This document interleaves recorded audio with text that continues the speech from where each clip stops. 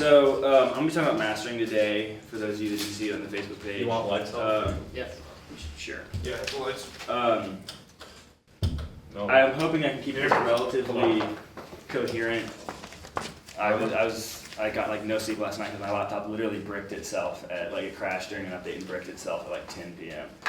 So I got no sleep. But I'm gonna be talking about mastering. What I'm gonna do is just run y'all really quick through this mix down of a Heaven Trap track I did a couple months back. I picked this one to go through a mastering chain for y'all because it's got a lot of stereo spread elements, and it's a very aggressive track. If you're trying, there's a million ways to skin a cat, and so when you're mastering, everything I tell you today is kind of just like suggestion. Do what sounds good, but these are just general ideas and tips and tricks on how to master.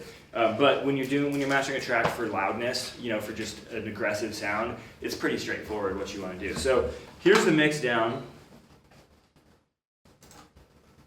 Yeah, I'm not getting crap. On your devices, you don't have to worry about your. You actually can't do Osmo.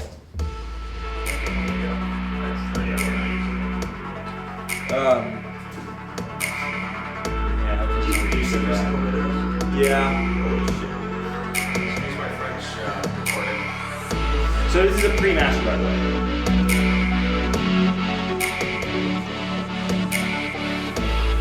Is that loud enough? Can you hear good? I'm behind the monitors. I can't tell. You're fine. I was gonna play that first.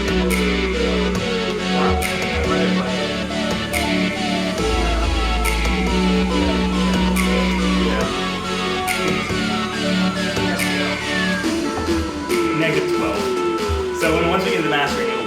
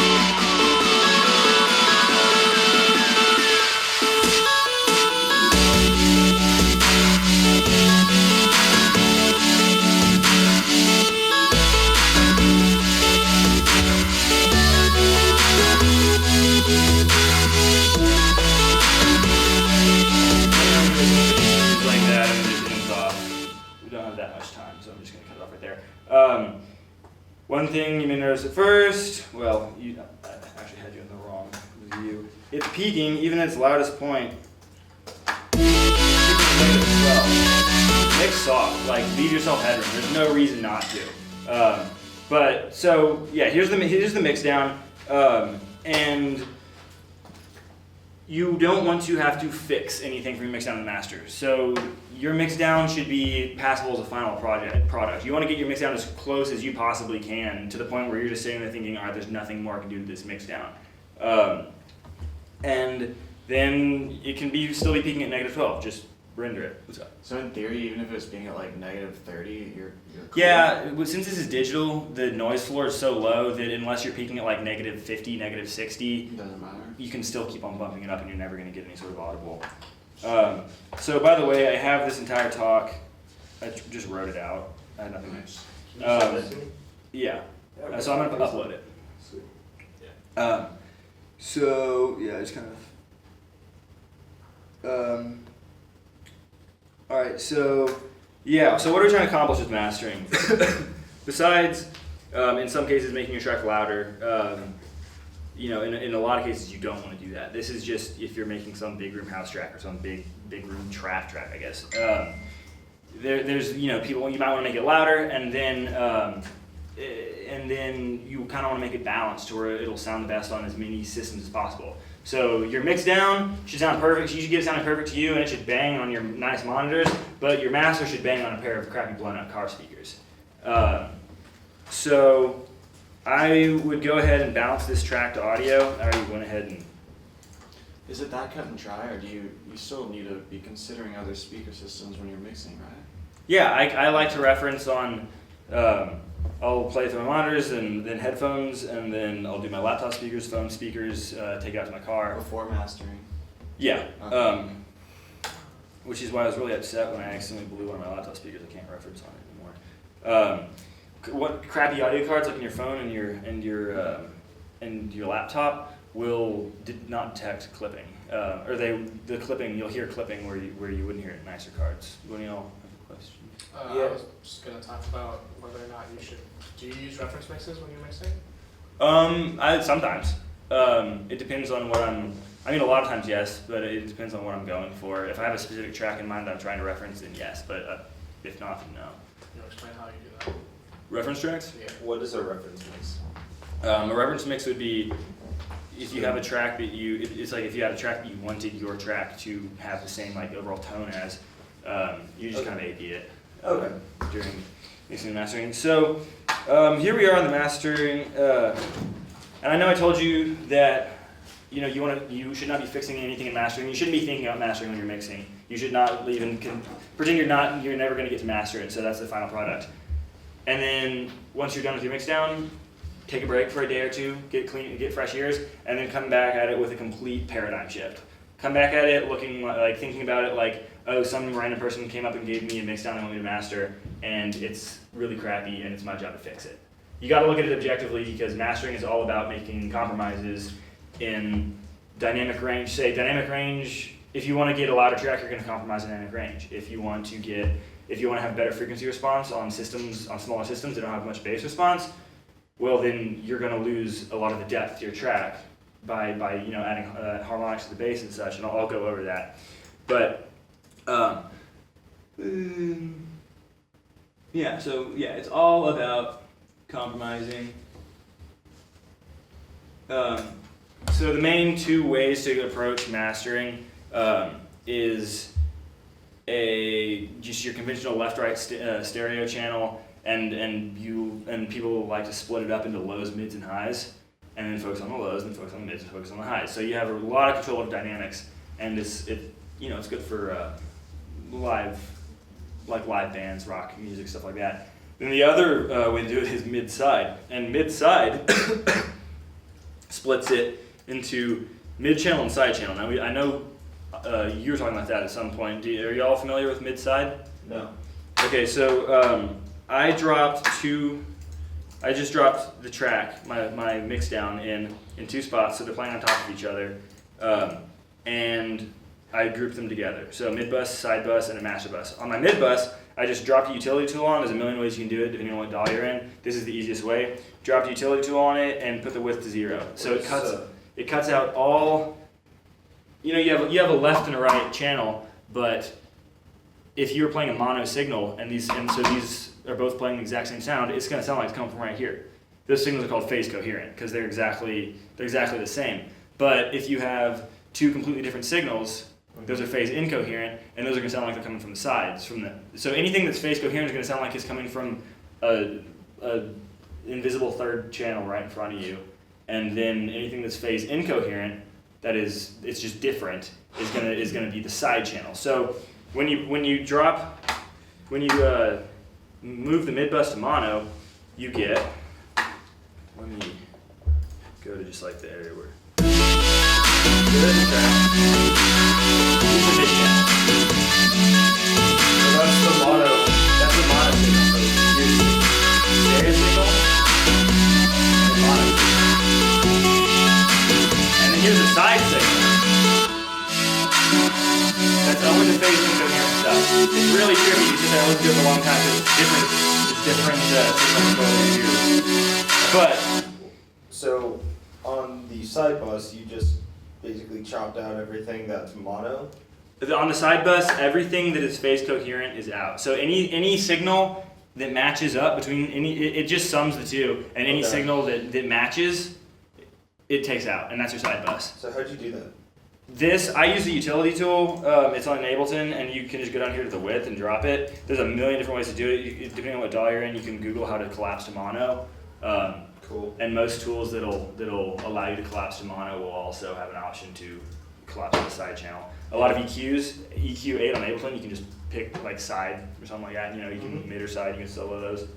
Yeah, FL Studio has a knob in the mixer. If you go to the like expanded Of mixer course it room, does. it's just a knob.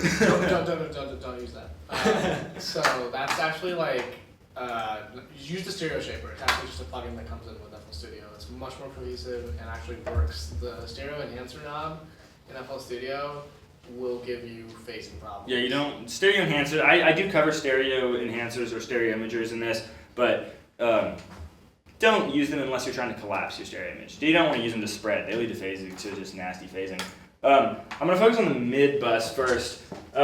Since this is an aggressive track, we want to make it louder. We're going to be reducing the dynamic range. We're going to be increasing the volume at the cost of reducing the dynamic range.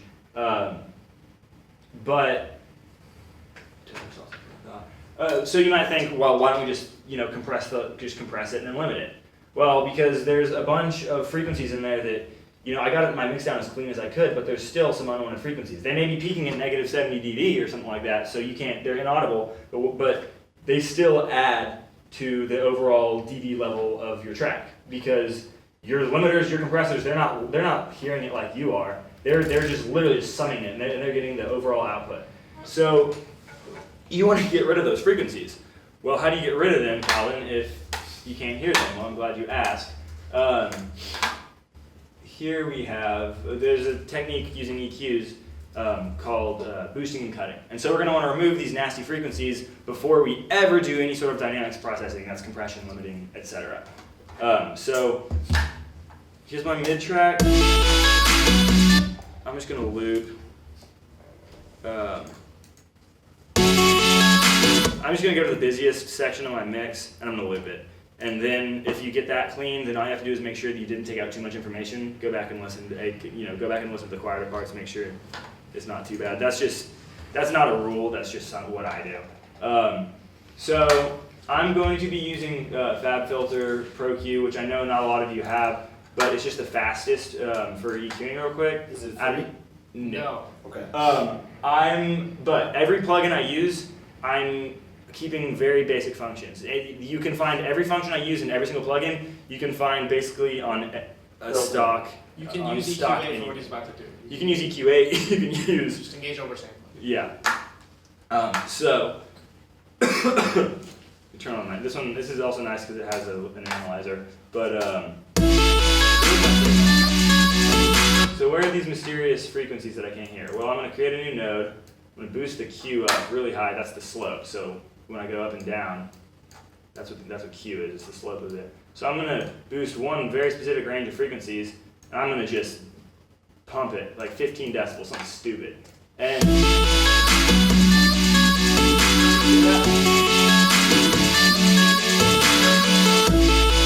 I'll give a little more gain.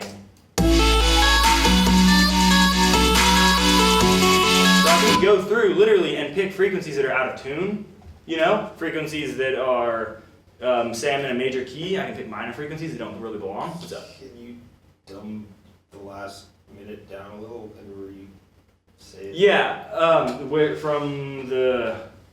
Yeah, sorry. From when you adjusted the Q, you went in and then So I adjusted the Q, made it really high, and then I boosted the shit out of the gain. Why'd you do that? So that whatever frequency I'm at with this little stupid peak thing is extremely accentuated. I can hear that frequency. So if I sweep the spectrum, Right. and I'll be able to hear all the fundamental frequencies, all the harmonics, and if you know what key you're in, it sounds relatively pleasing.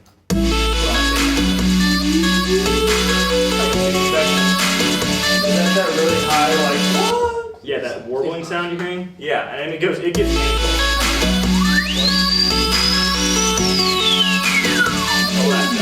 So you can sweep the spectrum, find frequencies you don't want, and then when you find that frequency, say it's it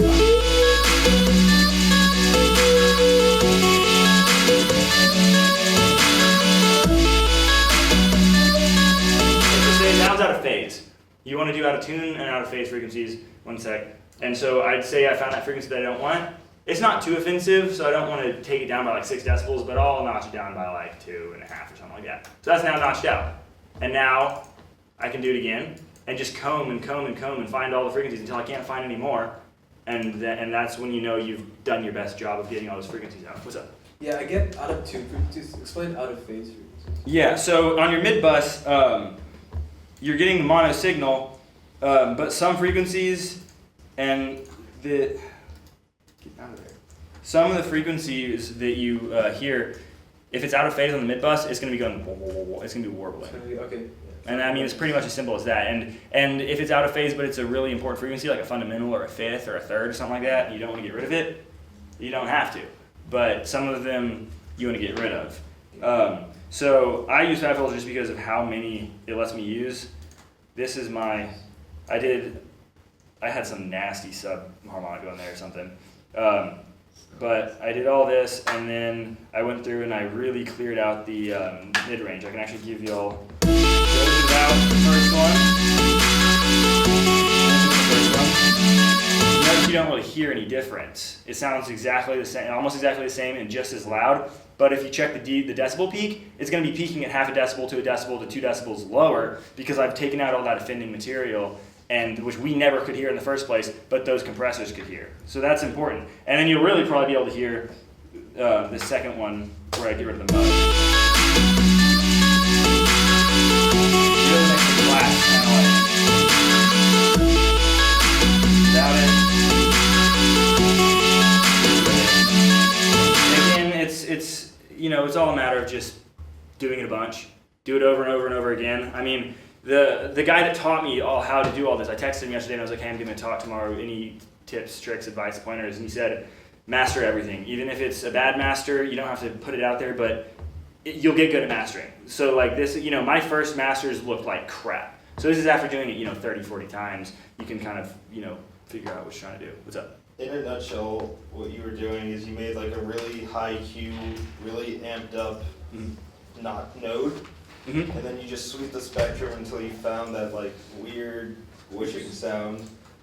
Until you find a frequency you don't like. Anything that's out of tune, anything that's painful. Sometimes I'll just go through, and if it just grates on my ears, there's a lot of that in the 3 kilohertz range. There's a lot of that up in like 12 kilohertz, 13 kilohertz. Okay, so. And it's just, it'll hurt your ears. Just take it out. I mean, you don't hear that crap. So you just sweep the spectrum until you find a point, and then when you hit that point, you just notch it down. Notch it out. Cool. And you can be really aggressive over in the bass frequencies because bass frequencies have, and I'll mention this later, but they'll have a lot more, at the same power level, they'll have a hell of more higher dB output.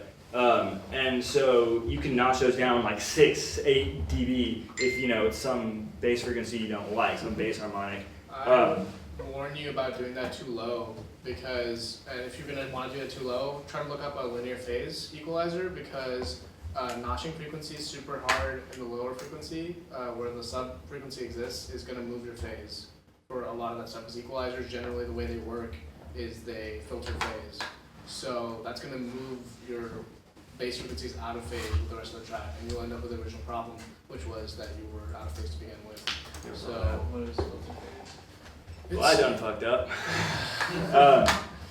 That's the, so that's my mid track, and then I have, like how I've said all these rules, you can break them if you want. I've got some poor practices on this mix, namely, I think this one, I've got just a gain stage on each of these, and there's a point over here after I've done mastering where in the second verse it kept clipping, and no amount of mastering was stopping it from clipping, so I just ducked the volume. I said screw it. So moving to the side bus in terms of processing, we're doing the exact same stuff. You're not going to be listening for out of phase frequencies, obviously. So you're again just listening for offending frequencies, and then if you notice, I high passed at like 110. Well, that's because that is the, for this track, the only bass that's coming through is my kick and my sub. Well, those you don't want those in stereo. I mean, if you're playing through a system that has one sub and it's summing it to mono, well, you're going to get phasing issues. So I completely remove all the side information, so my sub is mono. You want to keep your kicks and your subs mono as a general rule. I mean, again, rules are made to be broken. I don't know. They basically do what you like. You don't feel the urge to strictly follow all these rules. If you decide you want to do something different, fucking do something different. So side bus. Where am I? Out. Notice how much different? A little less funky. But I do with the high pass filter. Keep in mind that your side channel, that all the meat of your track is in the mid. That's where all the power, all the oomph comes from. The side channels, they're just kind of glitter on top, like it's just stuff, So you can make some, you want to focus most on the mid channel, and the side channels for adding a little pizzazz at the end. So in a way, the mid is like the body of an airplane, and the side is like the wings. No. Well, no, because the wings are kind of necessary. A side track, a really good mix. You could sum it to mono. Say you're playing in a club that didn't have, and again, we're talking big EDM stuff. But you're gonna play in a club that subs to mono. Most of them don't do anymore, but some still do. It should still sound relatively good. Right. So you shouldn't really need the side channel. You want to make sure that if you print it to a vinyl, it will still sound good. Because that's what mono. Right. Alright, so we've gone through the EQing. I've got a bunch more details in this transcript that I'm going to upload to Facebook, and y'all can read through if you want. There's no way in hell I'm covering all this. Show waveform pics. Oh yeah! Well, that's because we're still doing... Where's show waveform pics? You're talking about getting headroom out of removing frequencies. Yeah. So like I was saying earlier, when those nasty frequencies are no longer there, they're no longer affecting the. It doesn't really sound any different to you, but it's now you can compress that signal without having to worry about getting that overly squashed. I think in there I said that I'm 12 and I just learned how to compress sound, which is just like there's no power. It's just like So, I have. Here's someone that used. They didn't put a limiter on it, but they overcompressed it. Well, your peaks are they're not really above your signal. That's just gonna sound muddy. Just you want some dynamics in your waveform. That's just an example that I had. And this person just slapped it on a limiter. Obviously, getting no dynamic range. Remix. I know. And this one's obviously a joke. They probably just threw it in a million Maximus or whatever. People seriously do that. They just drop a sound goodizer on shit. Oh god, it kills me. None of you do that. I swear to God. Yeah, don't do that. So yeah, done with EQing. Let me close out the Chrome. I keep tabbing over to it. So done with EQing, and now we're going to move to everything we do from here on out is going to be to the master. This isn't the master bus. That's the master bus, but I call it. It just doesn't really matter. But we're doing this to the group, to both the tracks at once. You could do dynamics processing to separate tracks, like the mid and the side, but it doesn't. That'd be too much work, and I'm lazy. Basically, now that we've gotten all those nasty frequencies out, now we can start to do some dynamics range, some compression, some dynamics processing, and we don't have to worry about bringing those nasty harmonics out. Because again, another thing is if you compress the shit out of the signal, you're taking those peaks down. Well, then in the quieter parts, all those sounds that you don't really want to hear are going to come up. Wait, sorry. Can you clarify something? So when you're doing the mono's mid-side compression, you said you're sending the same track to both, and then just making one all mono and one all stereo. Yeah, that is. Do you want me to clarify how I did that? No. I just wanted to make sure that. Oh yeah. You're not choosing. Okay, I want this to be mono. I'll send it there. I want this to be stereo. I just threw the same track on two tracks. Oh, and then one was mono, one was stereo. If you're doing a low, mid, high, you'd make 3 tracks, and you'd throw probably a 3-band, I don't know, EQ on it or something, and then you just drop all the lows in one, or leave only the lows in one, leave only the mids in one, leave only the highs in one. So with this, both of those purple clips are just like a WAV file if you mix down. Yes, these are both. Sorry, I should have The clarified that. exact same thing. These are the exact same thing. That they really are. That's. Okay. And if See, you hit render, it would. If I hit render without, if I just loaded them in and hit render, my output would be the same track at twice the decibel range. No, right now, if you hit render, Yeah. it would just like take like 50% of the top one and then another. It would add them up. Yeah. It would So be- each one of these, this side bus is peaking at -24 inch. This is peaking at 12. It sums them up. Now you may notice that they don't look like they're summing up because you add those two together and you don't get that place on the side. Well, they're taking up different parts of the spectrum. They're they neatly fit in the mid and the stereo channel, so you're not necessarily going to be getting that huge volume increase. But yeah, and again, as you can see, I'm still leaving myself 12 decibels of headroom. You don't bother filling up your headroom until the last possible minute. You can leave your song quiet until the final limit, and you just boost the gain to hit the final limiter. But so moving on to dynamics processing, it's now time to make this track kind of aggressive. We're going to go to multiband compression. Ableton's stock multiband compressor looks like this, and honestly I think it's the worst user interface in the world, but you've got low, mid, and high bands.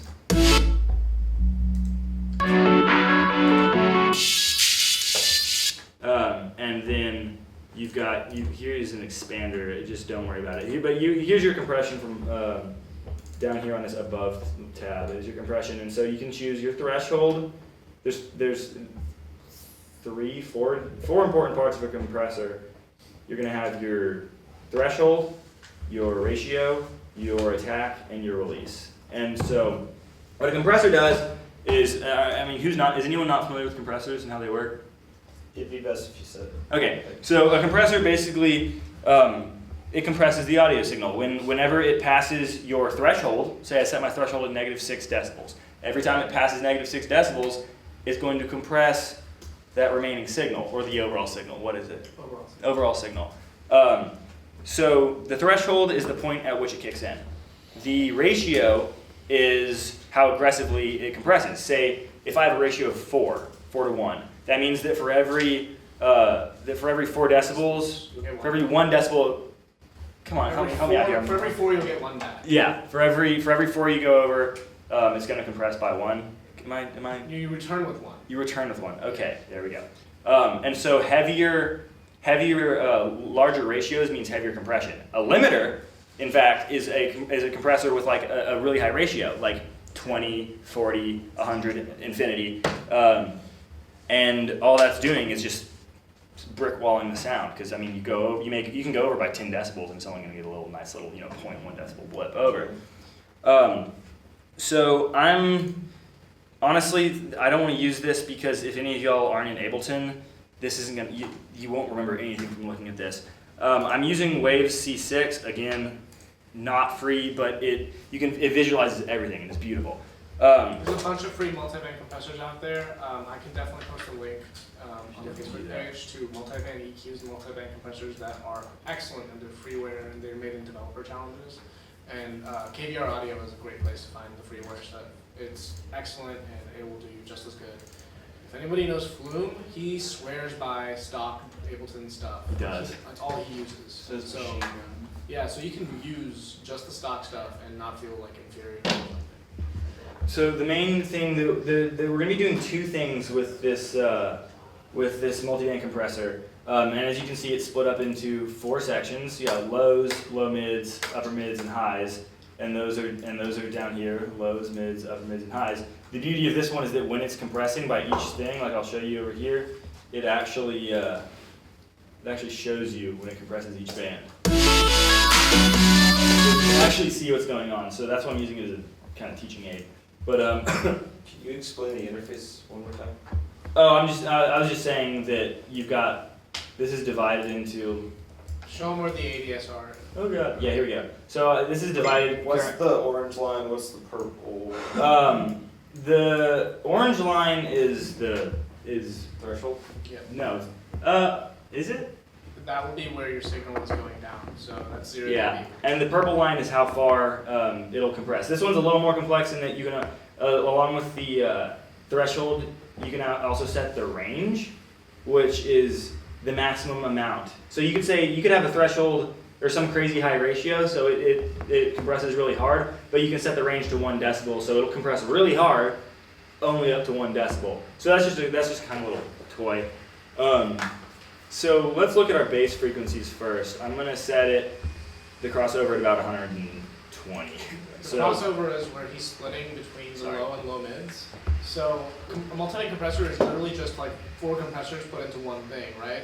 And each of those little things, like the meters at the bottom, each of those are just independent compressors that are doing their job yeah, independently. this is 1, 2, 3, 4 independent And compressors. the nature of multi-band compressors is that since you don't want like the attack times to cause phasing problems, they all have crossover frequencies and set up delays so that it'll do the job for you behind the scenes, so that you don't like fuck shit up because you accidentally like mess with the attack time too much. And you can just split frequencies so that each compressor is doing its job without worrying about the other ones. Yeah. Otherwise, if you're just using one compressor for the entire signal, well, if you have a bass hit, well, it's going to compress it's going to compress your hi-hats as well. Well, why do you want to compress your hi-hats whenever you get a bass kick? They're completely different frequency ranges. So if you assign one compressor to the hi-hats and one to the basses, fantastic. So here I'm going to quickly solo my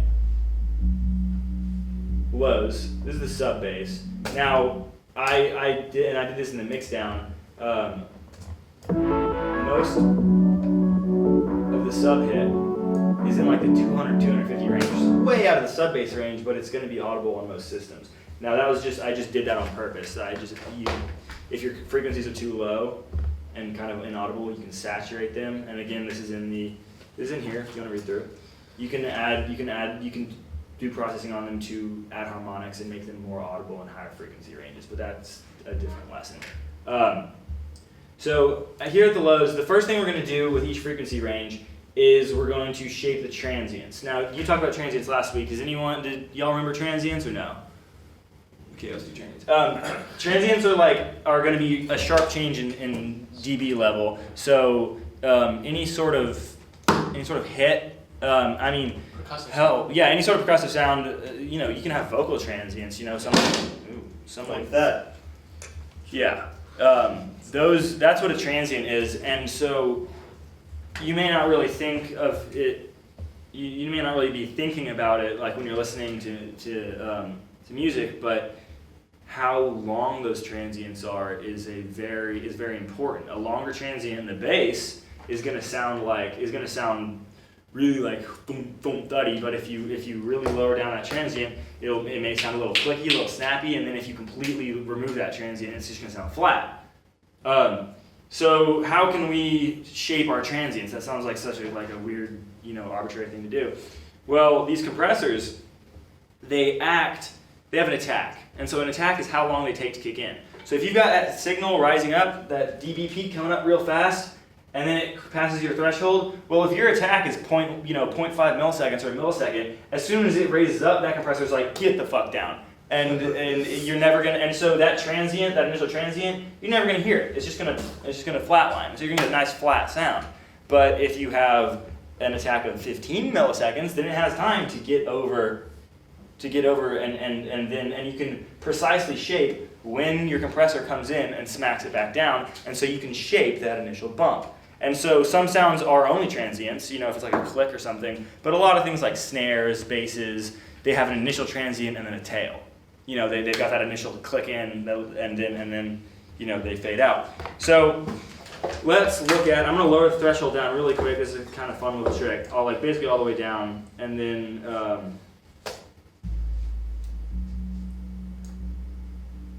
where's my... So this is basically removing the sound, right? I'm going to set my release nice and slow, and then I hope this works. I'm going to be really upset. Can you hear you should be able to hear the transient coming in. I don't know why this isn't working. You just crank it all the way up. Is that your attack time or your release time? So it's out. That's my attack time. Basically, here I'll show you. Just make- I'll show you the technique just on a regular freaking stock compressor. If I go over here to my, yeah, definitely gonna wanna. So if I throw a compressor right here, and this is how you shape your transients. I'm gonna lower that threshold to some ungodly level, bump the shit out of my attack, out of my ratio, and so now it's compressing so hard you're basically getting no signal. Well, you get some because. So I'm gonna lower my release so I don't have to worry about it. If you have a too long of a release, well, you may miss the next transient because the compressor's still compressed by the time it comes through. Does that make sense to y'all? If you have a really long release time and it's compressed down real hard, it'll stay compressed down for that release time. And so if you have another transient coming through, it may just clip it. So here's my heavily compressed signal. Give us some distortion. So I'm gonna start raising up this attack, and you'll hear the transient sucking.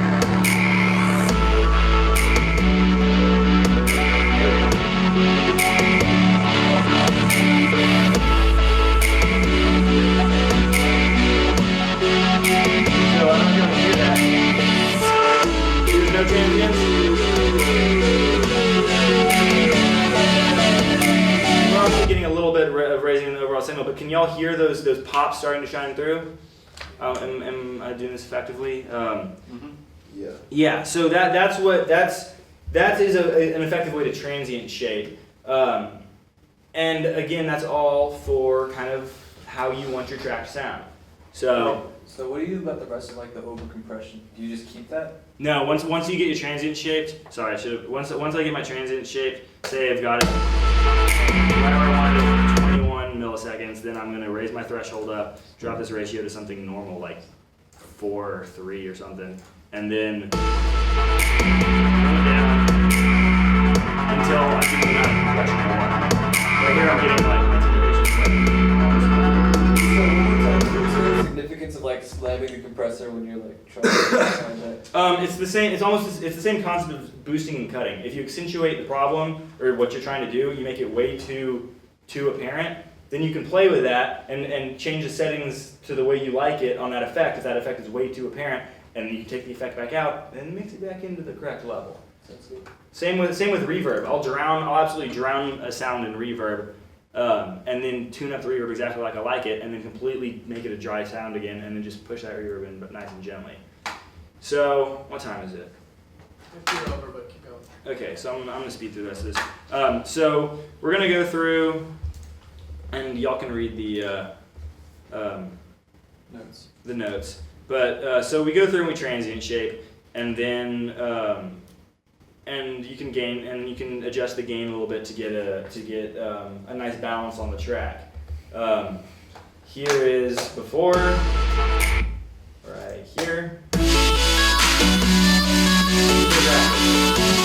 Little tighter bases, wider highs, that was on purpose. You can see where it's compressing here. And notice my gain reduction is going like that. That's the gain reduction that I allow it to have. So I'm doing some pretty heavier compression in the bass to tighten it up, and then I'm letting the highs kind of just do their own thing. That's the purple? That's the purple. Cool. So that's a more complex topic. Honestly, we could have had an entire lecture on each one of these steps, and so I'm just kind of trying to fly through this right now. But we can definitely Yeah, talk about. we'll probably like have a independent talk where you and I or anybody else that wants to contribute will add to this discussion about Yeah. compression and about. I mean, it's just hard to explain, all these complicated mastering plugins. I you know, avoided it in last and out. lecture. I was just like, get good. Because Yeah. it takes a lifetime to be really That's the good. thing, yeah. That's the whole point of a mastering engineer. Why do you even have a mastering engineer? But my goal for y'all is really so that y'all can see the concept of what you're trying to do when you're trying to master. Yeah, I definitely established like the workflow of it. Yeah. Basically, after you've done your multiband, this is where it gets really quick. You're gonna do, what do I have here? Yeah, shaping EQ. Yay, what is shaping EQ? Well, you've already got your compression and your balance track. as good as you can get it. When you're balancing your track using compression and gain, and as you can see, there's different gains on this. Well, so I've got my transients all shaped with this compressor, and now I want to really just balance the track out. You know, if my basses are still a little too prominent, take them out or something like that. And so I did that in mid-side because, well, I don't know. That's you can really do it however you want, but mid-side seems to give me the greatest amount of flexibility. This white line is the mid, and this blue line is the side. Say you're in Ableton, you can literally do an EQ8 and change. It's on the right It's side. on the right side. You can go to mid-side mode, and then Is that what that means? edit mid and side. Yeah. Yeah. So now here's your mids, here's your sides. So you're affecting the side channel right now, and you can still see the mid channel. Is this on your master?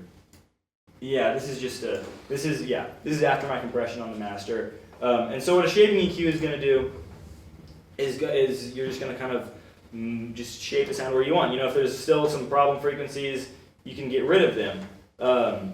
Some areas that you just think are a little too over prominent.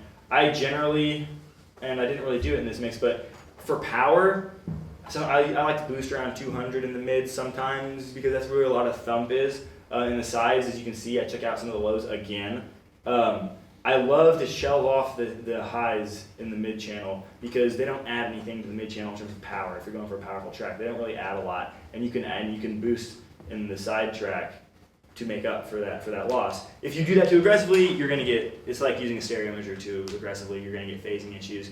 Why don't you just high pass on the side channel? Like high pass to like 100. Because you're gonna get phasing issues. If you Aggressively use a stereo shaper or anything that has mid-side like total summing, Yeah. you're gonna get phasing issues if you aggressively you use it. Do that? Plus you already Let you're me. pretty high passed. Well, you're not gonna hear it unless it gets summed to a mono PA anyway. Because Sure. The main issue. Okay, keep in mind everything in the side channel is phase incoherent. It is all out of phase. So some of the things are just two distinct sounds panned left and right, which aren't going to sound bad. But some things are genuinely the out of phase, like reverb and sounds like that. And so those out of phase things, they add some nice color to the sound. But if you do too much, if you boost too much highs and bring in too much out of phase stuff, it's going to sound phasey. Doesn't Fat Filter have a whatever it's called setting? Phase option. Where it's linear not- phase equalization. Yeah. Fat filter Pro Q2, yeah, but that will increase your latency hardcore, and you don't want to do that. Unless Like you're- a lot. Unless you're in the mastering phase, which you can do here. Yeah. One thing I quickly wanted to touch on. We've been talking about getting a high volume, and you know how you can have a high volume, but your track may not sound as loud, and that's because you've got all those extra frequencies in. But once you take them out, you've gotten your track as loud, it's peaking at 0 decibels, and you're like, well, it still doesn't sound as loud as I'd like it to. Well, that's because the human ear responds to different frequencies differently, and I have an awesome little picture of the frequency response to the human ear. The Baxendale curves. What's up? Those are the Baxendale curves. Yeah. The loudness curves. About 1.5 kilohertz and 10,000, you get two crazy spikes. Now, funny enough, this 1.5 kilohertz, that is the average fundamental frequency of the human voice. This right here is the location of formant harmonics in the human voice. Formant harmonics are the overtones in your voice that distinguish between A, E, I, O, U. It distinguishes between vowel sounds. So naturally, we've grown very accustomed to. It's like evolution in Can you repeat that one more time? These are the two ranges that the human ear is most sensitive to, and then obviously bass. So the 1,000. 1,000, yeah, right around here. That's the fundamental note of your average human voice. So what I'm speaking right now, about 1,000. And then 10,000 are the overtones that your brain hears and uses to distinguish between vowel sounds. So we've evolved to be really sensitive to those, and it makes it easier for us to understand each other. So if an alien might just sound like muddy, like wah, wah, wah, to an alien if they can't hear those. So for music, you should apply it as an understanding that higher frequency sounds don't need as much power and boosting for us to hear them. Correct. Wait. And on the other hand, though, if you know that those sections are the sections that your ear is most sensitive to, by accentuating some of those sections, you can make your mix say I wanted to boost a little bit around 10,000, or I wanted to boost a little around, like 500.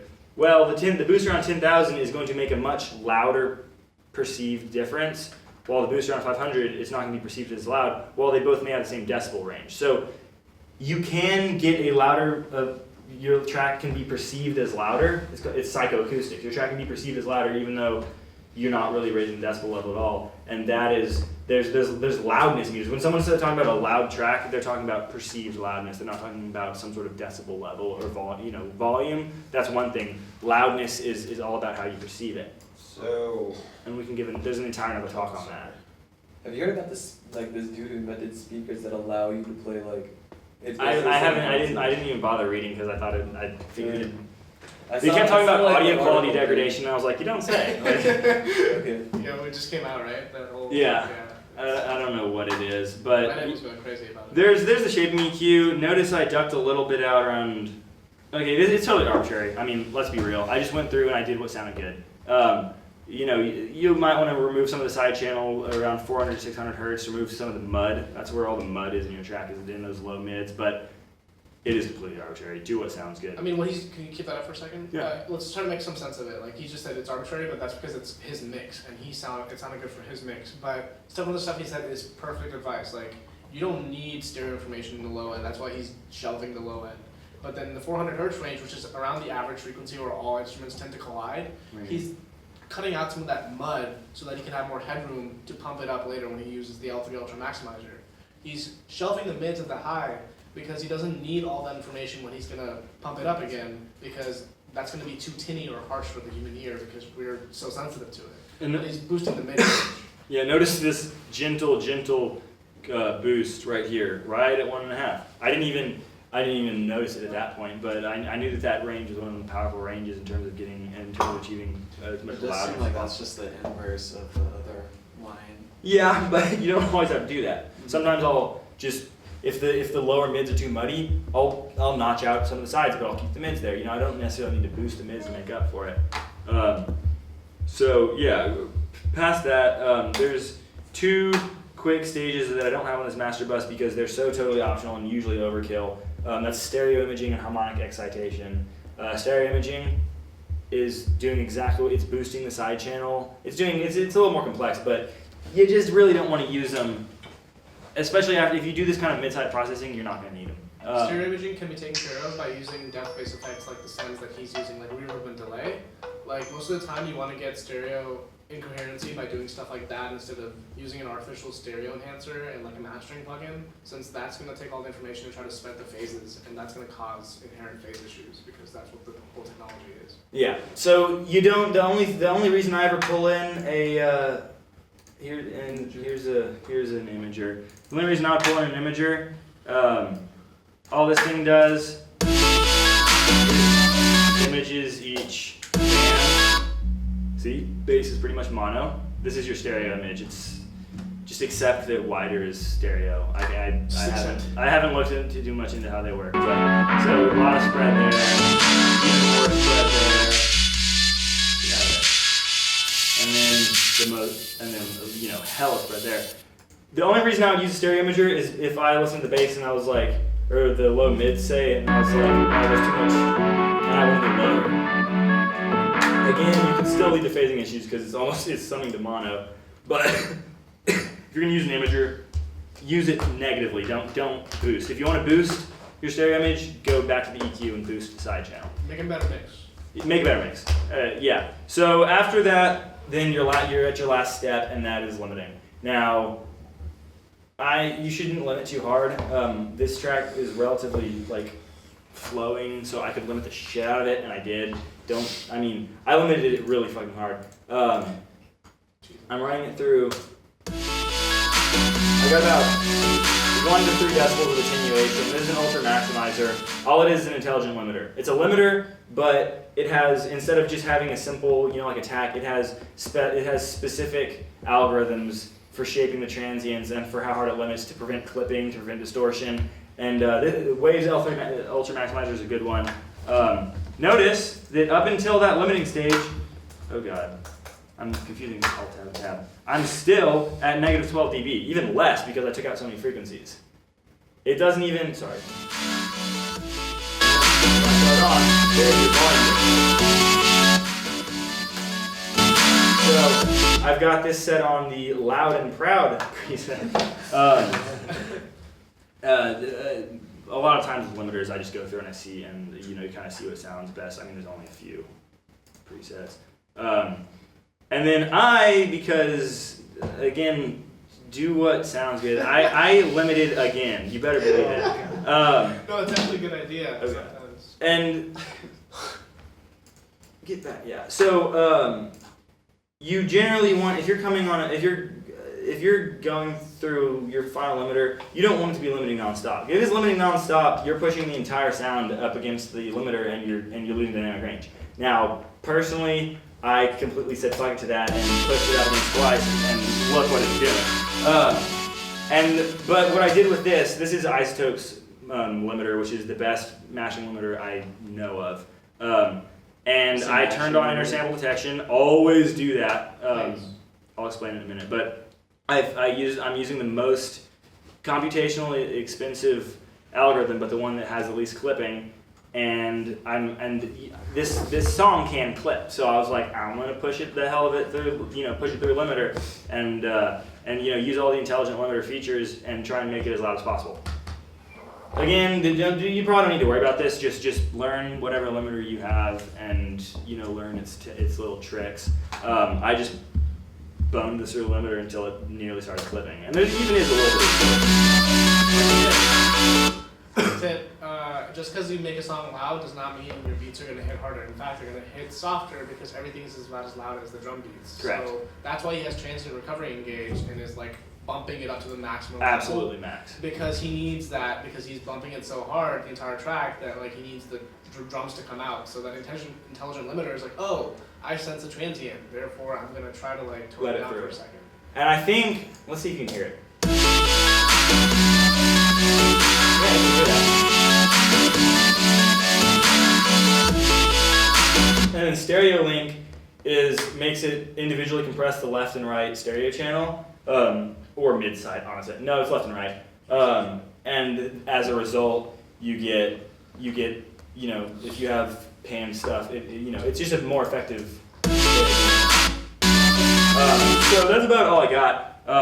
Can you play the track again? Just turn the whole chain off. Yeah, that was. So we have. Make that a rack. I know, I should have. That way I could just turn it off. You can just We're not all as Prepared as me. we don't all have all that. So I'm gonna keep it the same volume for y'all. So here's without.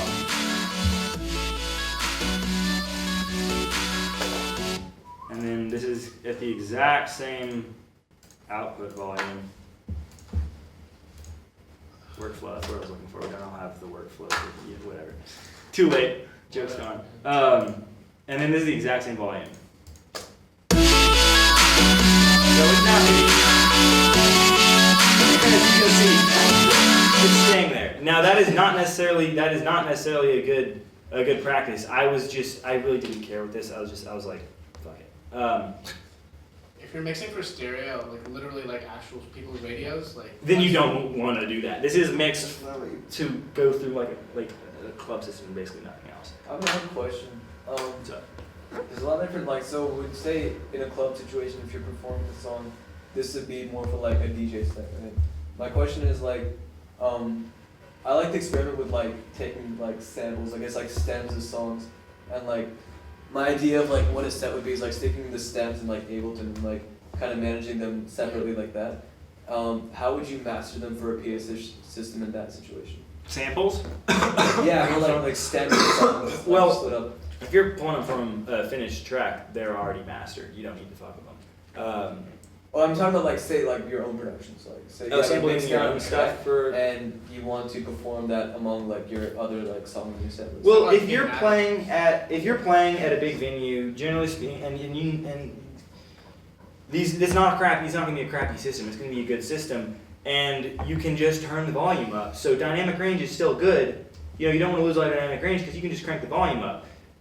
The only reason you'd want to do something like squashing it like I'm doing right now is if it was sounding weak compared to other songs in a mix, like say you just had one sound audio file that you're putting on SoundCloud or something with a mix. Generally, you just don't want to overcompress it. Here's it without.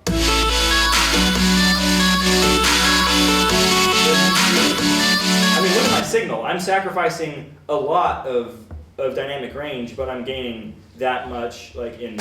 Here's it without it. Check over here, watch this. When I add it, it's quite a bit louder, but you completely lose all sort of dynamic range. I think you could, at least just for the 4 on the master bus, just turn those 4 off, and then just like turn them on one at a time as the track plays through. Yeah, so at this point all we have is EQing that's basically transparent, so. I would turn the limiter on, the maximizer on first so you can hear the volume, the changes in the peaks that you took out, because otherwise it's not as apparent. Yeah, that's a good idea. Alright, so first thing I'm going to turn on is our transient shaping, and it adds a little bit of balance to sound, but that's this transient shaping.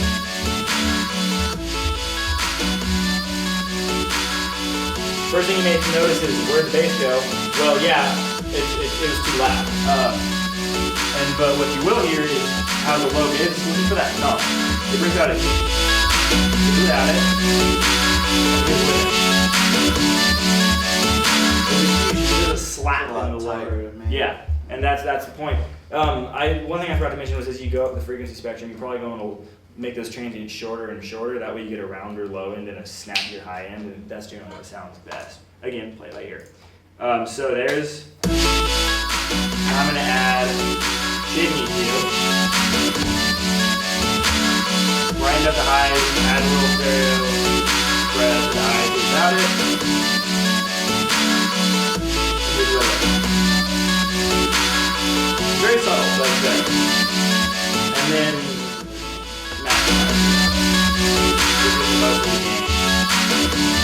this is what right here, what it is right now, would probably be all you want. And that's what my outro is 0. This is a reasonable dynamic range. It's still pretty damn squash, but it's reasonable. So my extra thing over here, absolute overkill. I wanted to. Do what you want. That's the most important thing. If you decide that you want to go through it and do a low, mid, high instead of mid, side, fucking do it. Like, do what sounds best to you, but these are the tools that you have to use. And so I'll be putting up a write-up on all the tools, and this is how to use all these tools I was talking about. It's in 6 steps. And so to recap: 1, remove unwanted frequencies. 2, shape transients through compression. 3, achieve spectrum balance through gain and compression. I didn't really go into that a lot, but that's in terms of just balancing the overall levels of your track, like psychoacoustics, what I was talking about. EQ shape to the desired effect. Loudness, you might want to do the 1.5 kilohertz and 10 kilohertz. Depth, you may want to keep it a little, on the deeper edge. Sparkle, you may want to accentuate the highs and all that good stuff. Then polishing, which would be stereo imaging, harmonic excitation. If you're doing an acoustic track, some people throw reverb on their master. Don't ask me why, they do it. And then final limit. So that is all I have for y'all. I'll upload this. It's a text file because my computer crashed and I haven't reinstalled Microsoft Word yet. So open it in Notepad, or else it's going to be. I had to press enter at the end of these lines to do a character turn. Like, it's ridiculous. So yeah, any questions? I had a question. Actually, something you said last week. As I remember when you were talking about when you're like, at least during mixing, you said you advised against notch filtering. For mastering, do you also notch filter? Oh no, I wasn't advising against notch filtering. I was saying that mixing is the only time that you should be notch filtering, not during sound design. Like last week's talk was more about layering and sculpting a sound and multiple sounds together.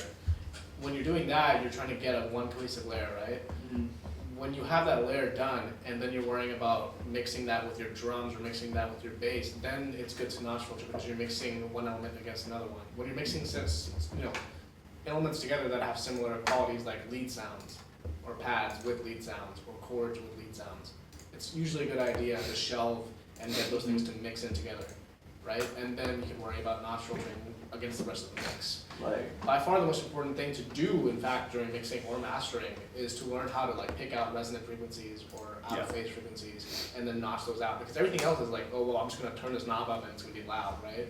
But like, the best thing you can do for your mix is notching out and learning, getting a good ear for it. And let me AB you real quick. This is compression, all the dynamics processing, but no EQing.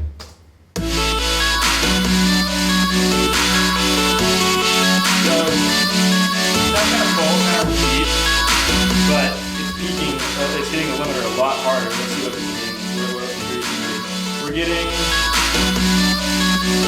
It's regularly hitting 3 and sometimes going around to 4. So and then now I'm gonna slap on my EQs. It's almost half as louder. Yeah, and then here's the exact same volume. Notice the immediate polarity and difference. And then if we go to our master bus, which isn't really a master bus,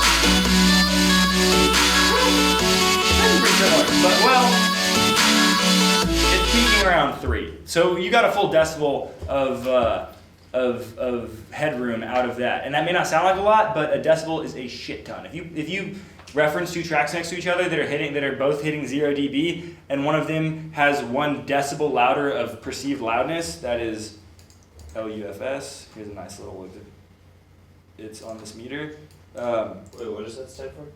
LUFS is, and I would advise you to go and read about it, is a loudness meter that takes psychoacoustics into effect.